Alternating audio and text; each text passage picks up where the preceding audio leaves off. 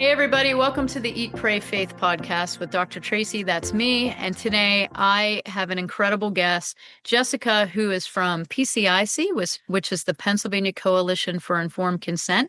We're going to talk about everything from parental rights and going back to school, basically what every parent needs to know when it comes to the state of Pennsylvania and what rights do you have when your children attend school.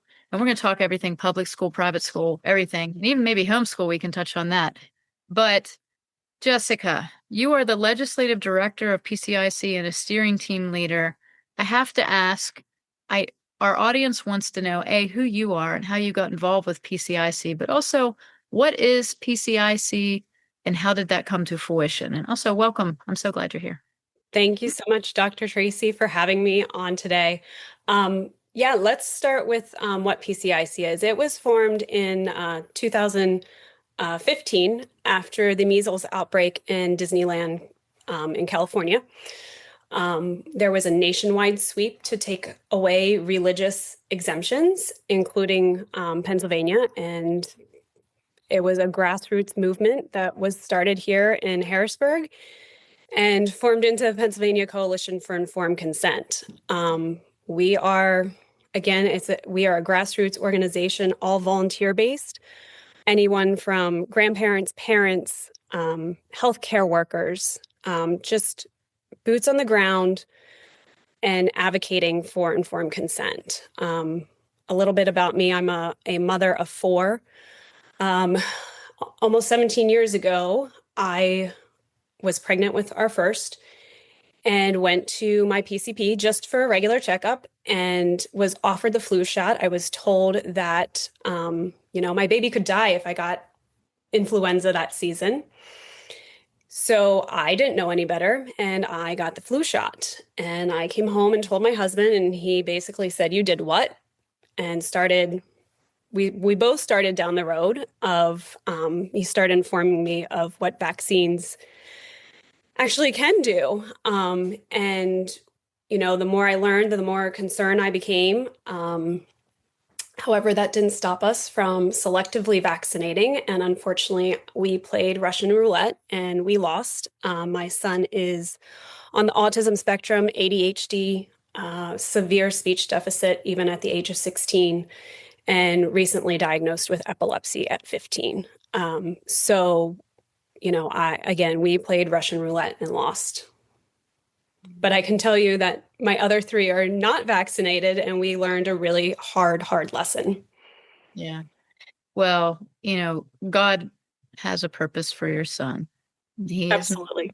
So I know moms are probably listening right now and feeling the weight of the same story that you're talking about. And I want to position this too, that PCIC, the organization, is not anti-vax. It is for informed consent, that every parent has the right and agency over their children to make the decisions, and we deserve to keep those rights as parents, whether you choose to vaccinate your children or not. That is your constitutionally and God-given right. Absolutely. So that is really important. Whether or not I choose or Jessica chooses, that's not what we're here to discuss. We're actually here to discuss for all parents what their rights are. And I think it's important. And I want to also preface this that this is the Pennsylvania Coalition for Informed Consent. We're talking about in the state of Pennsylvania, the school districts within the state of Pennsylvania. There are other organizations, Jessica, I'm sure, in other states that parents can get involved in. Maybe you guys have a resource that we can post in the show notes. In addition to that, whatever we talk about here, we're talking about Pennsylvania rights, and you need to find out the rights within your state. And I will post in the show notes a PDF, where you can find out more information on what are your rights when it comes to required vaccines, if they are required, what does that look like within your school district, et cetera, et cetera. But for today, informational purposes only, according to the state of Pennsylvania. And we are here to discuss all parent rights, all of you. Every one of you that has little children. So that's where I want to start that with. And Jessica, your story is not uncommon. As a clinician, right, in practice, I hear it all the time, the absolute same story of, we thought we were doing the right thing. Mhm. Turns out that it didn't work out well for that child. So this is not uncommon, which is why it leads us to this conversation of parents need to know their rights so that they have informed choice.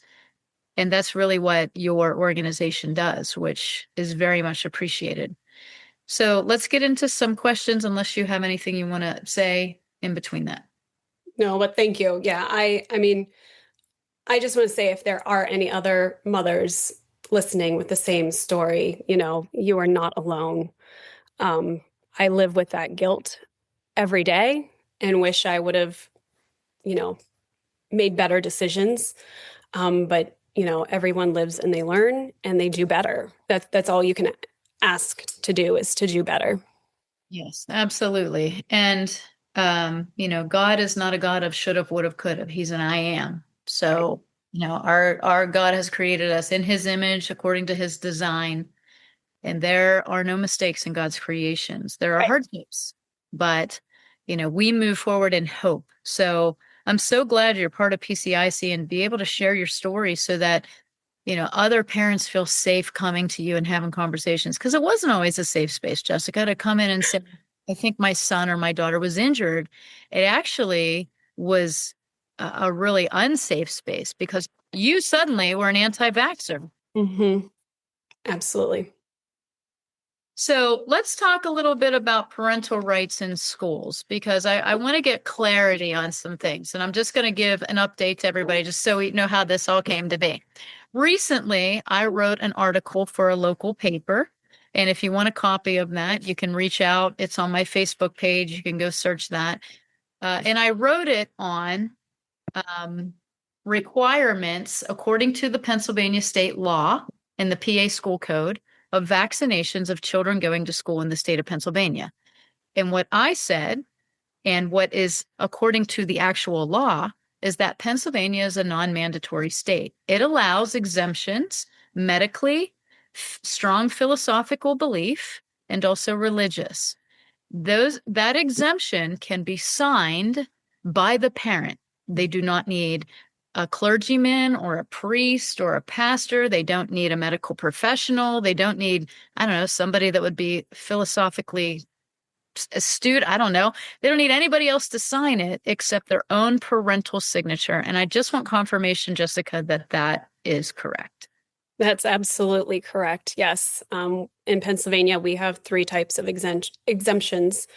Um, you do not have to provide your child's immunization record, even if you don't want to. If your belief is, I don't want the school having my child's medical records, you can still hand in a philosophical exemption to your school.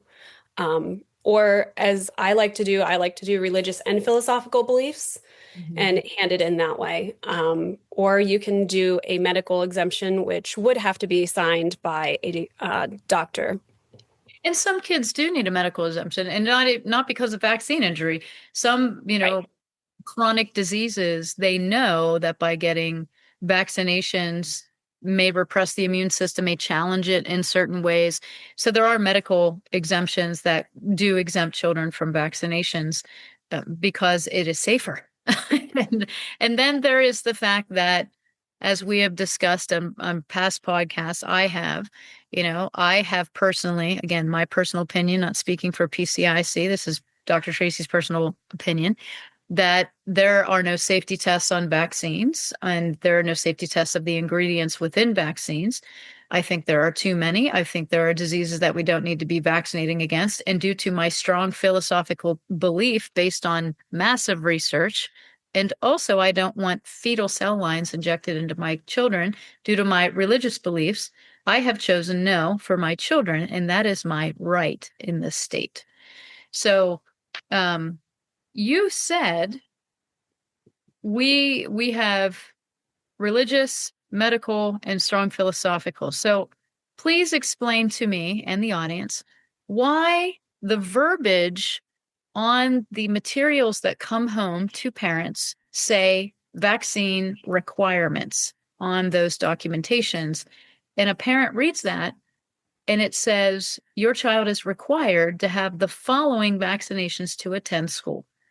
Why are they allowed to do that? Isn't that coercion? I agree with you. I believe it's coercion. We do have a representative who has a bill that would like the law to change and require school districts to state that they can turn in records or they can turn in a medical, philosophical, or religious exemption. I mean, he's been very specific in that bill language that it must be in the same size text. It can't be in this tiny little text that parents aren't going to read under a picture. It has to be within that same, paragraph. Yeah, I absolutely agree with you that it should not say that, but unfortunately, school districts get away with it. And, I think that's what a lot of people want. They want your kids vaccinated in order to attend school, and they're not being quite truthful. Yeah, and it's interesting because, when I wrote the article and it published in the paper, I can't tell you how many people thought I was lying, that like I was making it up. And I actually quoted the school code, the 28 PA code 23.84. Like I quoted it. I took it from the law. I put Yep. it in the paper. And Right, everybody was like, that's not true. I'm like, but it's the law. So right. it is a law, and Pennsylvania school policy, because during all of the COVID stuff, I actually went and took law classes. I had to basically be an attorney. I had to go in and, fight for vaccine or, excuse me, mask exemptions, which shouldn't have been an exemption because it's not a medical device, but that's a whole different topic. Um, you know, I went in and basically was like, this is wrong.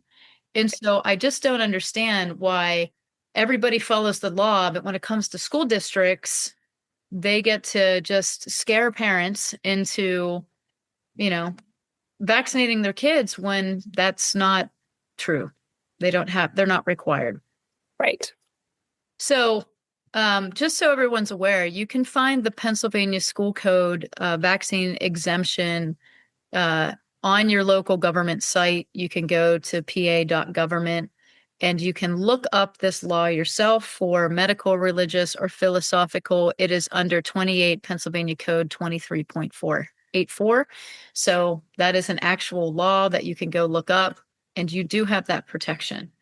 Now, there is some people that'll text me and say, Tracey, my son can't go to specific schools or even like, subset schools of these schools, like trade schools and things like that. They're not allowing them to attend class because they don't have certain vaccinations. I'm particularly talking about in my area, in my county, in my state. Is that legal?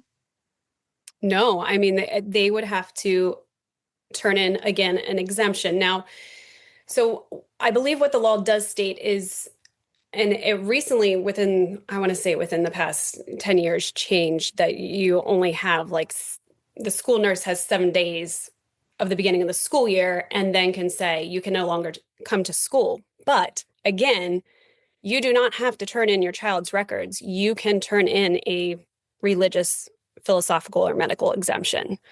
Um, I Children cannot be turned away if you are turning in an exemption. Right. So basically, just so parents are clear, what we're talking about is updated vaccination records, and an exemption is an updated vaccine. Absolutely. Now, let's just talk about medical records to schools anyway.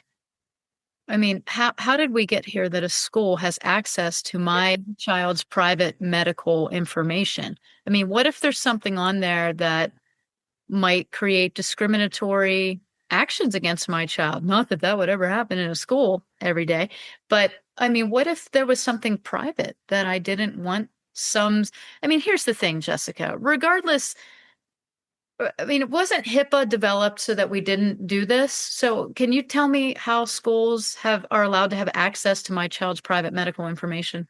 Yeah, what I will say is about HIPAA is, and I vaguely remember its creation back in the 90s. But I remember the big push was for privacy. It's for privacy. It's for privacy. Unfortunately, that was a lie, and Right. I'm just going to say it was a lie. Usually, HIPAA applies when you are um, now in when you are taking your records from a medical office to you're filing with the insurance company, there's a transition of records, Mhm. and different things like that. Now, schools don't fall under HIPAA, they fall under FERPA. Um, So explain that to us. so that is, again, and I'm not an expert by any means in FERPA, but schools don't, the only provider they have is a school nurse. And yes, she would, and some like PT, speech therapist, um, occupational therapists. If the only time HIPAA applies to them is if they are billing out to a Medicaid plan, and there is a transition. That's the only time in my knowledge that HIPAA would apply for a school. But because a school entity is not a healthcare entity, HIPAA does not apply. Um, Now there are safeguards again in FERPA, but not it's very different from HIPAA is my So just so people understanding. are aware what FERPA is, and it's FERPA, it basically is the Family Educational Rights and Privacy Act. So Mhm. actually it was developed, right, to keep privacy of student records within school districts. Correct. So all schools that receive federal funding, and they have to receive federal funding, fall under this application under the Department of Education. And it's supposed to protect parents and students, on any type of educational records. They can request amendments to incorrect or misleading records, consent to disclosures, things like that. So Right. there is certain information that can be disclosed without consent, such as like your directory information. So when you get your packet from school and it says, I allow my kid to have their photo taken or their name to be put in the paper, if they did really good on like a semester. Parents can opt out of those things. Health related records, however, those are part of the student education record Right. according to the Pennsylvania School Code and fall under FERPA. So, therefore, they fall under these privacy protections. Okay. So, that being said, FERPA, the FERPA, the people that handle my children's private medical information and records, are they FERPA certified?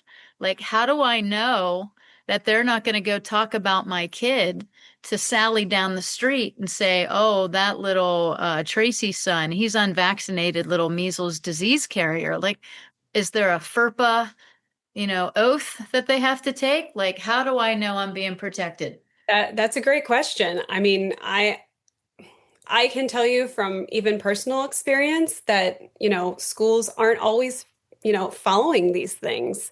Mhm. Um, yeah, it's a great question that I don't have a good answer for, but I can tell you again from personal experience that they don't know. I'm sure there's probably some kind of CEU requirements, especially for like administrators and different things. Mhm. But yeah, Oh, you just don't know. so we've gone through so what can we do and this happened, right? The paper came home. I took a picture of it. I deleted all the names and everything because, I don't want to cause any issues more than I cause already. And I posted it and said, just so parents know, an updated vaccine exemption is an updated record that you can turn into your class. And somebody from your organization reached out privately, asked me what the school district was. I sent them the PDF with the school district name, and I said this, and they said they need to provide language on there that tells a parent they can turn in an exemption. And they contacted the school. So I really appreciated that you guys were advocates for my parental rights.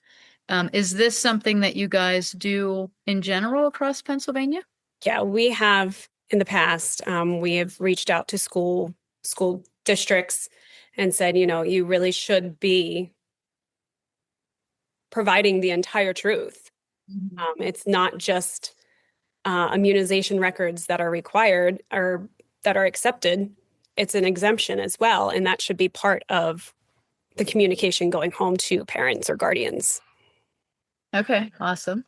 So talk to me a little bit now so that we're switching gears from vaccine exemptions, which we do now know that you can send in a vaccine exemption signed by you, the parent, and you're good to go. What about the requirements for dental exams and physicals? So here's my thing, Jessica.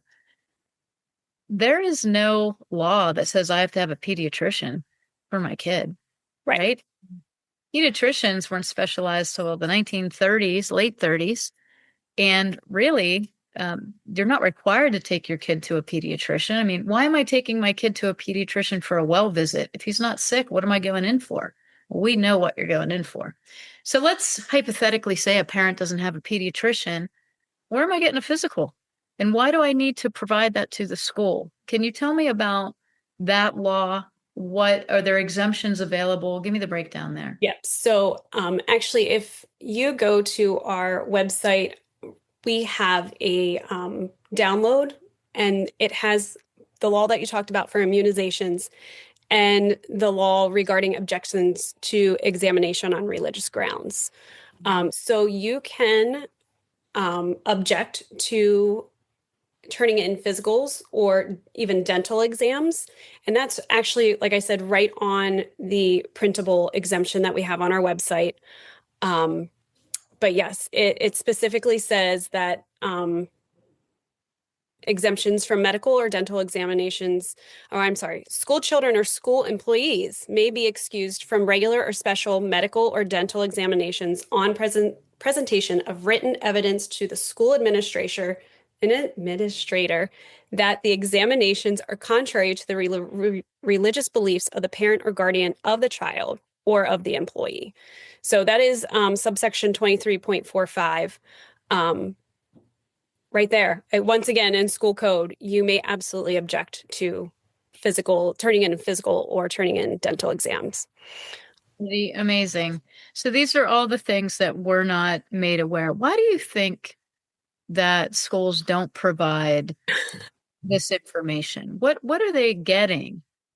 Is there a kickback for schools for amount of vaccinated kids? Is there just mass fear because people don't understand the immune system? Like, I would lean towards mass fear, in my opinion. I'm not aware of it's not like a pediatrician's office where if you don't have X amount of children vaccinated, you're getting a kickback or you're not getting a kickback. Um, yeah, it's a great question. I think there's a lot of things involved in that. And I mean, people are, in my opinion, uneducated. Um, these common well, they were once known as a common childhood illness, right? They're now fearful that they're getting this disease. Well, it's an illness, that my parents survived, our grandparents survived, and yeah, it's I think it's more fear than anything. well, I think our grandparents had like two vaccines. And if all these diseases were so deadly, they would have died from them in their 40s and 50s Right. when the second tier came around, where their kids and their grandkids were getting vaccinated for all these, but still alive.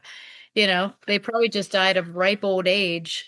If they're like my grandparents, my grandmother had one vaccination and she lived to 99 years old. Right. Perfect. Was only ever on one medication for her stomach, and she didn't get put on that medication until she was in her late 80s. So, big difference of what we're seeing today with chronic disease rising, all of the things. So, with PCIC, tell me what the benefit is for local parents to get involved with your organization, and like what is it, a membership base? Like how does your organization work? Just fill me in on how it works and how parents get involved. We are not membership based. The best way to get involved, if you want to connect with like local parents, is to really reach out to us at informedconsent2015 at gmail.com. Um, before COVID, we were actually putting together local chapter groups, and we had very active chapter groups across the state. Unfortunately, now that COVID's over, not as many people are as interested. Um, and I know it's not just our grassroots organization. It's across all grassroots organizations, right? COVID's over. We don't have the time. We're too busy. But we still have a lot of active advocates across the state that we are able to put you in contact with, and join with like-minded moms and dads across the state. So that's probably the best way. The other way, that you can get involved with us is we have advocacy days at the Capitol, or lobby days, we call them. Usually about once a month. I'm actually in charge of setting those up, and we go around to legislative offices. We have meetings with legislators and staff members, just talking about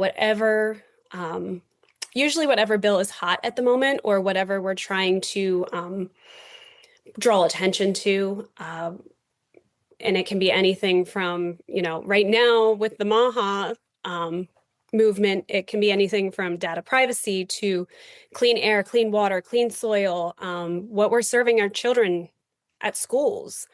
So it's a lot of different things that we are advocating for or against. In the past, I would say the past 4 years, we have seen more good bills regarding informed consent than we have seen bad, which that's huge. When we formed, we were seeing more bad bills versus good bills. Yeah. Getting them to the finish line is a different story because of how our political landscape is in Pennsylvania, but it is definitely very reassuring. Well, I just want parents to realize that, preservation of parental rights doesn't start from the top down. It's grassroots up. That's right. If we don't step in now before it becomes a problem, we're such a reactive world. We So are. we wait to get sick, right, before we do anything about our health. It's like it's just with everything. And, with the most recent tragedy that we've seen, and I'm talking about Charlie Kirk. I think now more than ever, people need to be brave. They need to understand that there are things that you can do. You can talk to your legislators. You can vote for the people that you want in. I mean, I can't tell you how many people don't vote for their local government. I mean, what are we? Yes. And these are the people that are protecting your rights. So you better know who they are. Yes. So I hope that if you guys want, you can always reach out to me, PCIC, and let me know when your lobby days are happening. I will share them. I will make people informed because people are always asking me how to get more involved, what they can do. But just so we can clarify the topics we talked about today, updated vaccine records include an exemption form signed by the parent. From what I understand now, we can opt out of physicals and dental. We do not have to provide those for the school, and we can just submit a form. So that is great to know. PCIC, so basically, you are currently going and lobbying at the Capitol once a month. Is there any other things that you do where parents can meet and greet, or are there things online? How do they participate with you in a more of a community-based standard? Sure.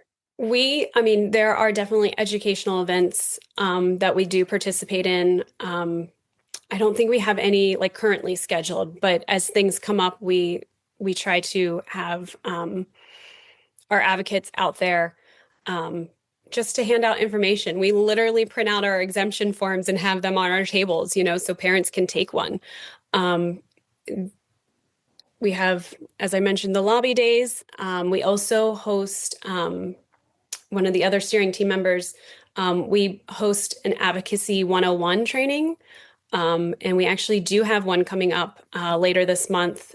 And let me just double check. I believe it is September 28th, and that's going to be at 7 p.m. And that's just on Zoom.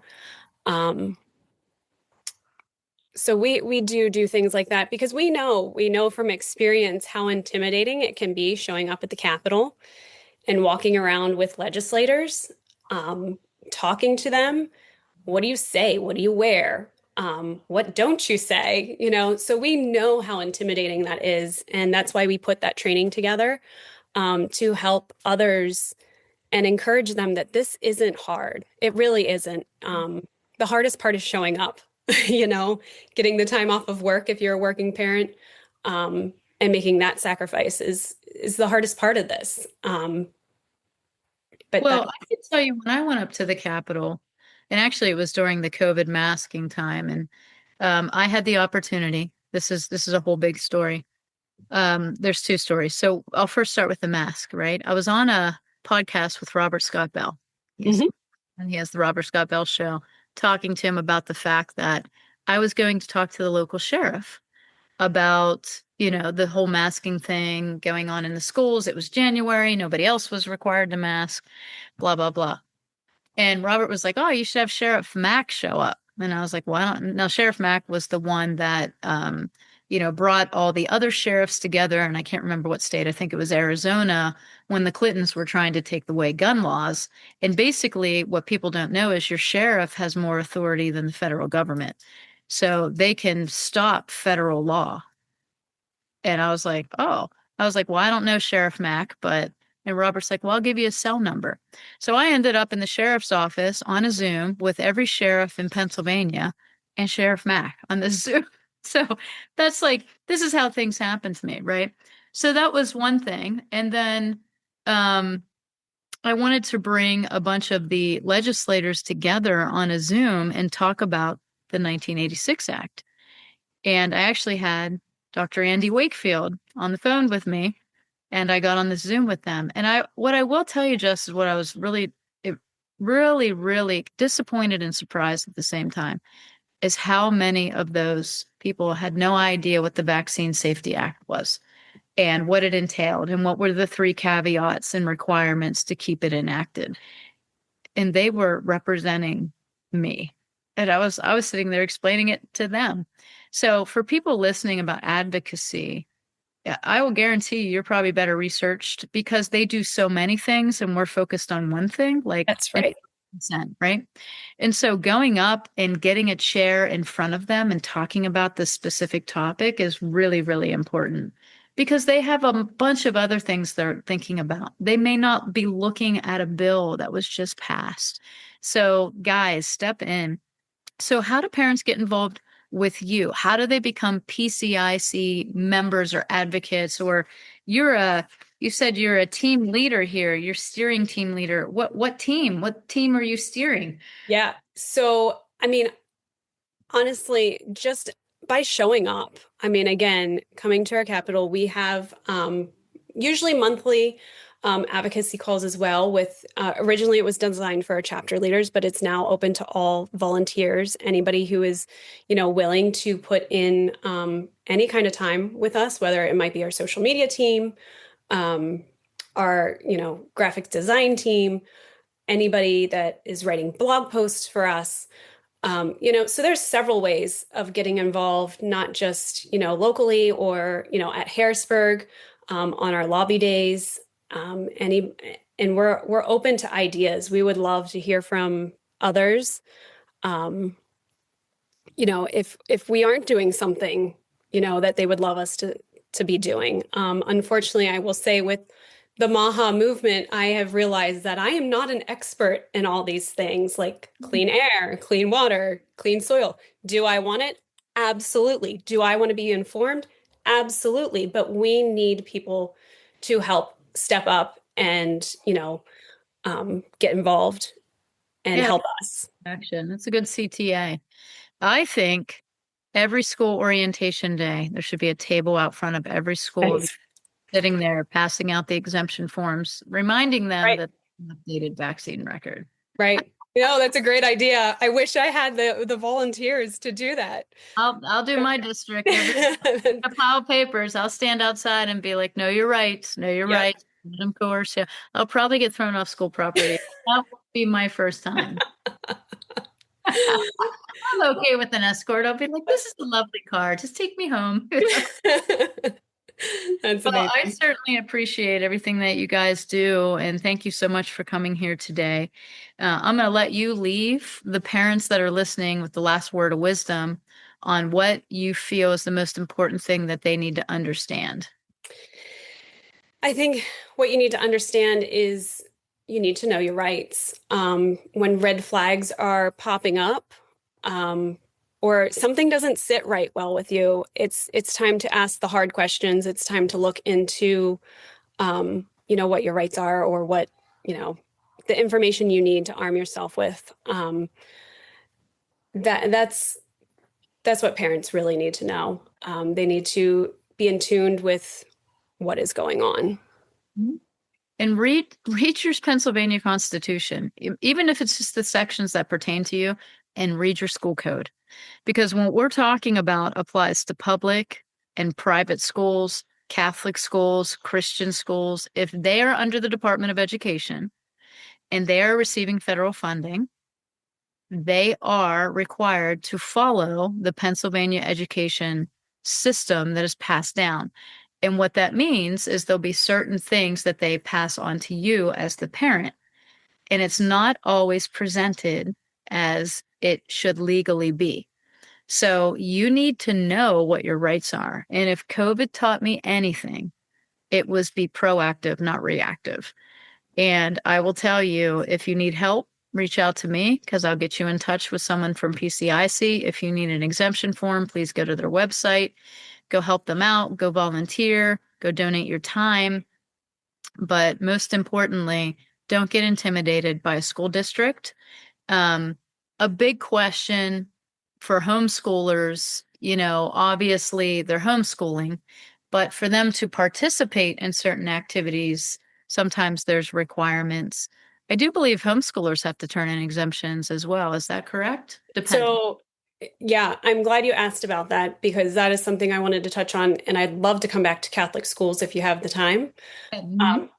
So, homeschoolers, there is actually two different places within school code and homeschool law that actually contradict each other. Um, One says that you can basically turn in, and one requires the records or exemption. The other is an affidavit requirement. So they actually kind of contradict each other because in an affidavit, you're swearing to having these records, but not necessarily having to turn them in. You can turn in the affidavit instead. Um, Recently, HSLDA put out a notification that they are, and this doesn't necessarily pertain to medical freedom, but it does pertain to parental rights. They are asking a certain school district, I believe within Lancaster County, is asking parents to provide their high school diploma. And that is actually, they do not have to. And they're actually showing up to those houses and asking for the information. Um, don't answer the door is my advice. Yeah. I tell them to call the police and report them for trespassing. Let's one up it. Let's Right, just one up it. Yeah, you right. ask them to leave once. If they don't, they're trespassing. Just so you guys know, you can call the police. Do that. Fight fire with fire. I'm sick of being nice to these people. I know. You know what I Yes. mean? So Catholic schools. Catholic schools within Pennsylvania, we are seeing this has been an ongoing issue. Um, and it's mostly within the Archdiocese of Philadelphia. I'm actually working with a woman within AOP who is trying to fight their policy and get them to rewrite their policy because they are not accepting anything but a medical exemption. And even those, they are being very um, hard on and not, they will deny them, not tell parents why specifically they are denying them. Certain parish schools actually list that you may not be seen by a certain doctor because that doctor provides them too many medical exemptions, is basically what is happening. And they don't want to deal with that doctor. Um, there are some really crazy things that are going on within the Archdiocese of Philadelphia. We do not experience that across the state. Again, it's just within AOP. Now, we also know that there are some parish schools who do not follow the Archdiocese policy. And my understanding, that is because the parish priest is the one saying, no, you're going to accept this, or no, you're not. The parish priest, my understanding does not fall within the jurisdiction of the superintendent of the Archdiocese of Philadelphia. He falls under the bishop. So if the Archdiocese superintendent is saying one thing, the parish priest can say, nope, we're not doing that. We're not following that, which is really interesting. PCIC has been contacting several of our contacts, including attorneys, because we're very concerned regarding this. Unfortunately, there's no case law. Well, there is a case law in Florida. And unfortunately, they kind of messed things up in Florida about, I think it's between like 5 and 10 years ago. It just made things worse. Yeah. So it is something that we are cautious about, but we are, working. Well, let me ask you this question because this was just cleared up real quick, and I think Sure. anybody with an ounce of common sense would be able to be like, "Oh, do Catholic schools receive federal funding?" Yeah, and they They also fall accept. under the Pennsylvania law, and that's the end of it. That's the way it should be. So if we're going to allow religion to trickle in, which was the point of the separation of church and state was actually to protect the church at first. Now we're starting to see that it is to protect state law. So here's the thing. If it's an attorney and they can't see that, they should probably go back to law school. And second, if a judge would actually roll on the point of the archdiocese, that's silly. If you're taking the easiest thing is to cut federal funding off of those schools. If you're not going to allow parental rights, cut federal funding because I they need it. Yeah, I don't disagree with you. What we're getting pushback from attorneys is because they are a religious institution, they can do these things despite accepting the federal funding, the state funding. We know that they are accepting state funding in certain Catholic schools because they are teaching the Department of Ed curriculum, Right. such as evolution, for example, within it. Can you imagine teaching evolution within a Catholic school? Why are you teaching evolution within a Catholic school? Well, I mean, Christian schools receive federal funding and they're because they're a religious institution. Yeah, I mean, I think sometimes people get upset about taking on the Vatican, but anyway, Yeah. I really think if your child's going to a Catholic school, there has to be a precedent set in the law that they compare it to. And if Florida messed it up, I mean, that's going to be over soon anyway, because DeSantis is trying to take away like no Yeah. vaccines for anybody, Right. so that'll be null and void. So shouldn't But use. the problem they're saying, what the attorneys are saying is the religious institution can set whatever they want to set. I don't disagree What with you. happened to that policy during COVID? Right. Right. So yeah, it's they're talking out of two sides of their mouth. It's just crazy. It's kind of like whatever they want to do, not religion, but whatever the government says. Like that's really what it comes down to. Well, here's the thing. Take your kid out of Catholic school. There's a lot of other schools out there and you can still go to church on Sunday. The end. So if they I mean, Catholic schools are dying anyway. They should want more students, not be pushing them away. I mean, Catholic schools are closing all over the place. Well, So Dr. Tracey, they don't require any vaccine requirements for any of the server or altar boys or girls. They don't require it for anybody that plays in their sports. So a member of the parish that plays in their sports. They don't require it for any of the students attending their religious education classes outside of, the school.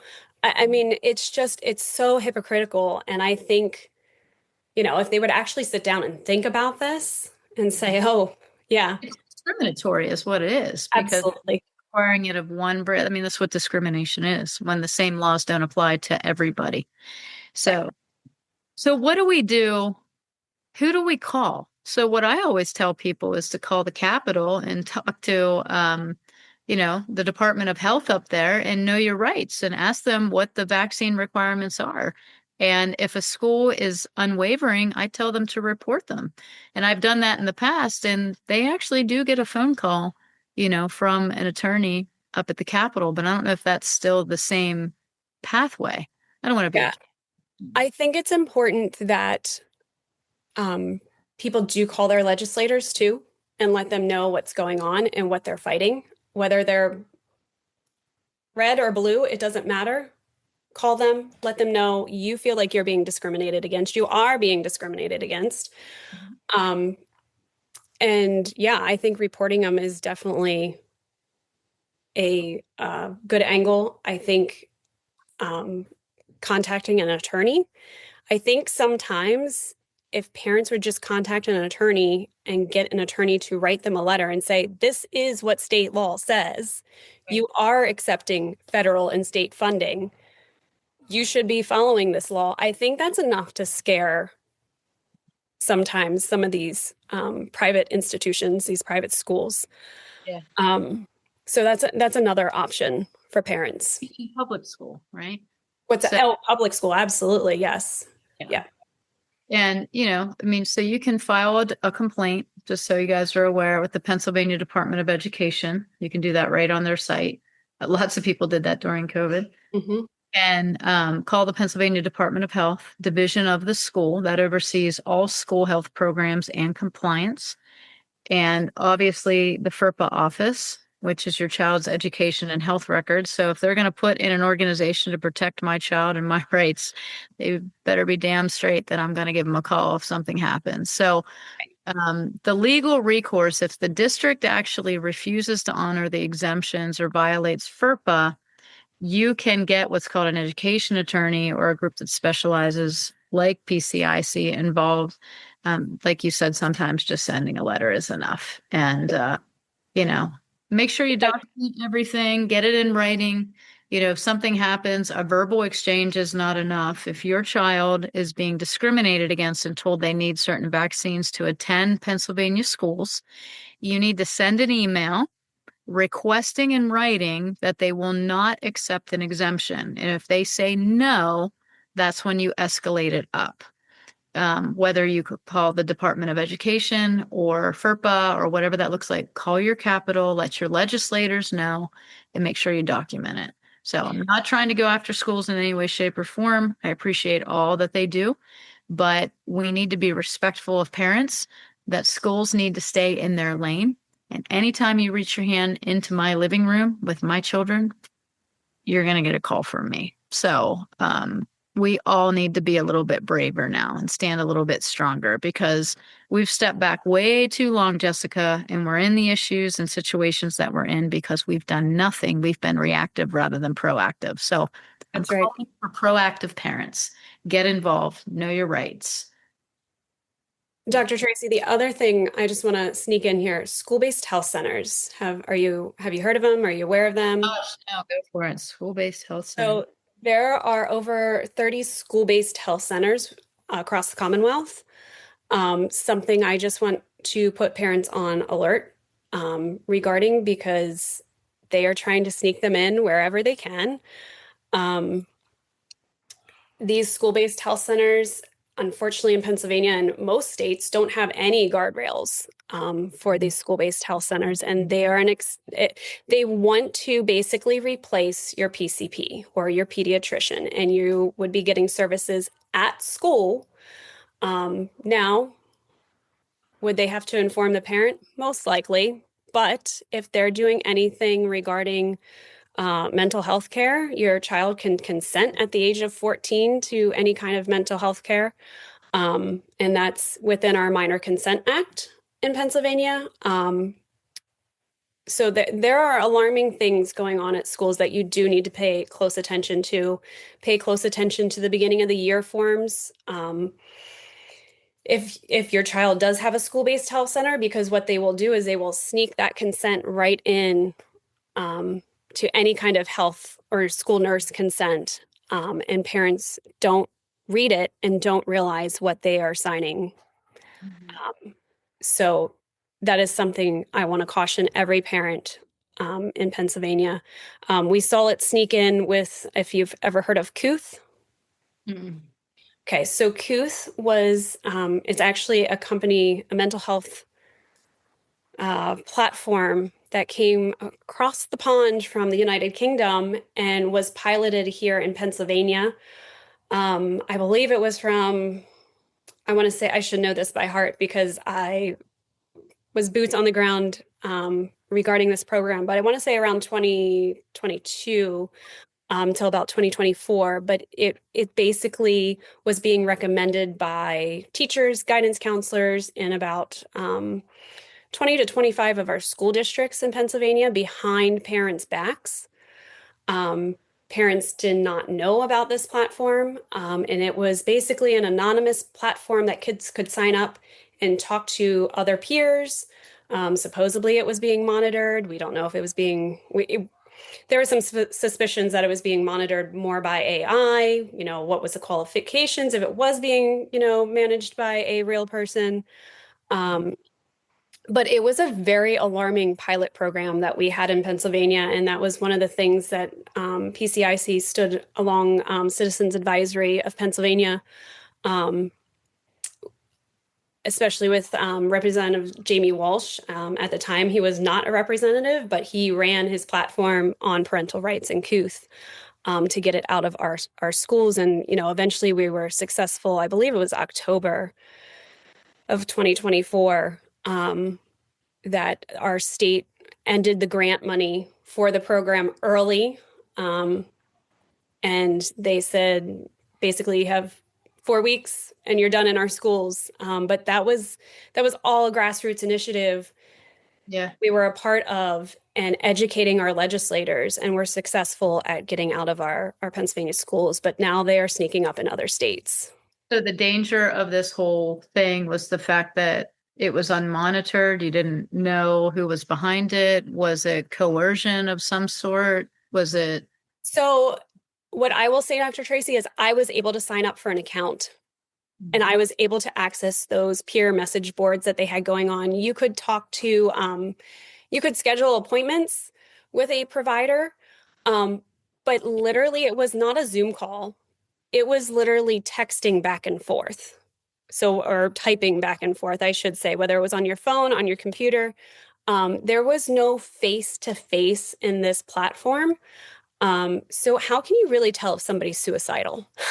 Right, If right. you can't see them, if you can't hear their voice, how can you tell that somebody, should be monitored? And from our understanding, if a kid was flagged as suicidal, the school was called. It wasn't the parent that was called. It was the school that was called, and then the school followed their procedure and possibly called, the ambulance, possibly called parents.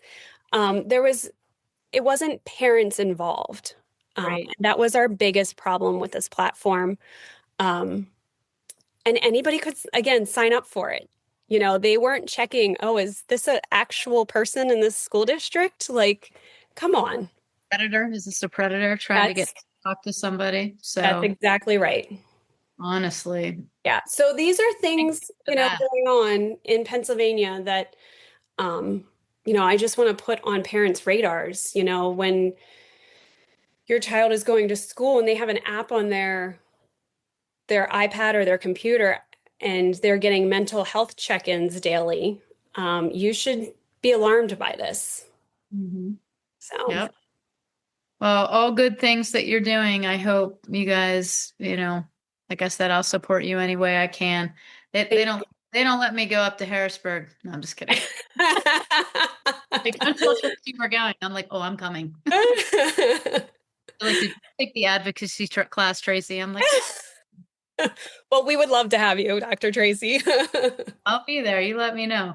All So right. thanks, guys, for listening. Remember, parents, you need to know your rights. Get your school codes. Read the documents that come home. Don't just sign things to get it done.